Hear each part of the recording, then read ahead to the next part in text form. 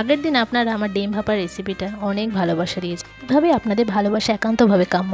কে আবার একটা নতুন রেসিপি শেয়ার করতে চলেছি, bread stuffed with chicken. Pizza যেভাবে আমরা বানাই ঠিক সেইভাবে এটা আমরা বানাই। প্রথমে আমরা একটা ক্যাপসিকামকে কুচি করি, তারপর প্যানে সামান্য সাদা তেলটা গরম হয়ে গেলে সামান্য রসুন কুচি দিয়ে ভালো করে নাড়াচাড়া, ওরই মধ্যে দিয়ে দিচ্ছি কুচি করে রাখা চিকেনগুলো, তারপরে দিয়ে দিচ্ছি ক্যাপসিকাম কুচি আর পেঁয়াজ কুচি, সাথে দিয়ে দিলাম সামান্য ভালো করে নাড়াচাড়া করে ওর মধ্যে দিয়ে দিচ্ছি পিৎজা সস, এই রাখা চিকেনের পুরের মধ্যে দিয়ে দিয়েছি সামান্য চিলি ফ্লেক্স, অরিগ্যানো আর মেয়োনিজ দিয়ে ভালো করে মিশিয়ে নেব। সমস্ত কিছু দিয়ে ভালো করে মিশিয়ে নিয়ে আমাদের চিকেনের পুরটা তৈরি করে নিলাম।